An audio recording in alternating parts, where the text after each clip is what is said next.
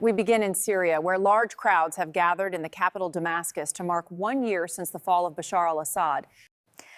Live images show crowds filling the streets, waving flags, and marking a historic moment. Live pictures show people celebrating in the streets, waving flags as they commemorate the end of more than 5 decades of rule by the Assad family. But while today marks a historic turning point, Syria remains deeply divided, with sectarian violence continuing in parts of the country and millions still struggling with economic hardship. Official events are taking place across Syria today. Let's go live now to Damascus and our Middle East correspondent, Hugo Bashar. Hugo, what are you seeing? Louis, I'm standing in Umayyad Square in central Damascus, where the main official ceremony is taking place today. Many here are calling this Liberation Day, the anniversary of the moment President Bashar al-Assad fled Syria, bringing an end to 5 decades of authoritarian rule. The atmosphere is visibly celebratory, though security is tight. Similar scenes are being reported in several cities across the country. I was here a year ago, just days after Assad's departure.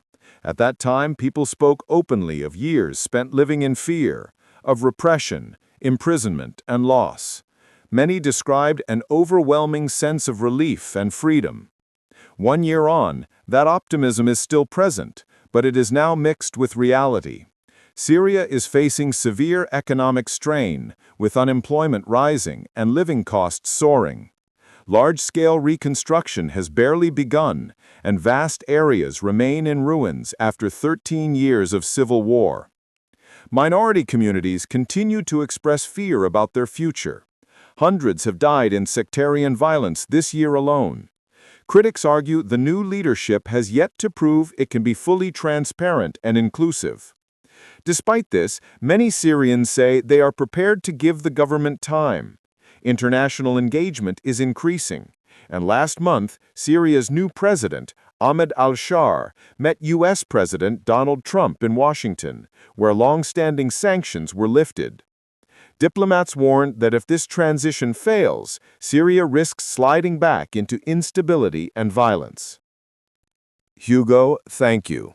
The images behind you suggest a powerful sense of unity today. But as you've outlined, the divisions beneath the surface remain significant. Looking ahead, what are the main political goals for the new leadership over the next year? How do they plan to move the country forward? Today is clearly a moment of celebration for many Syrians. People I spoke to say they now feel able to speak freely, even to criticize those in power. But they are also realistic. Inflation remains high, security is fragile, and many minority communities fear further violence. Syria remains deeply fractured after more than a decade of conflict. The government says it wants to move on from the past and begin serious reform, but rebuilding this country will be impossible without substantial international financial and political support. Hugo, thank you. We're joined now by Muna Eid al-Zablani, a Syria analyst and author. Thank you for being with us. Thank you. The fall of Assad undoubtedly marks a new chapter in Syria's modern history. It was a crucial turning point. But progress now depends heavily on the international community.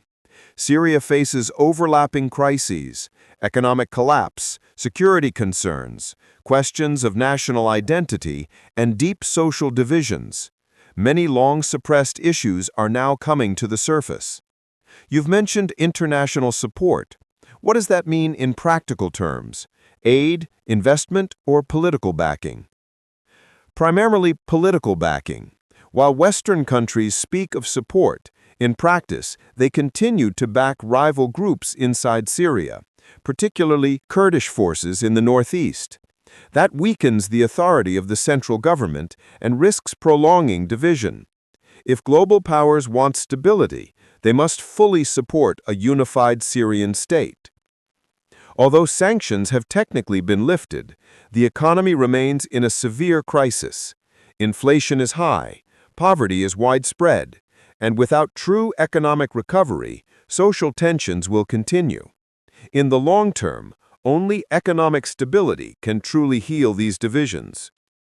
Muna Eid al-Zablani, thank you for your analysis.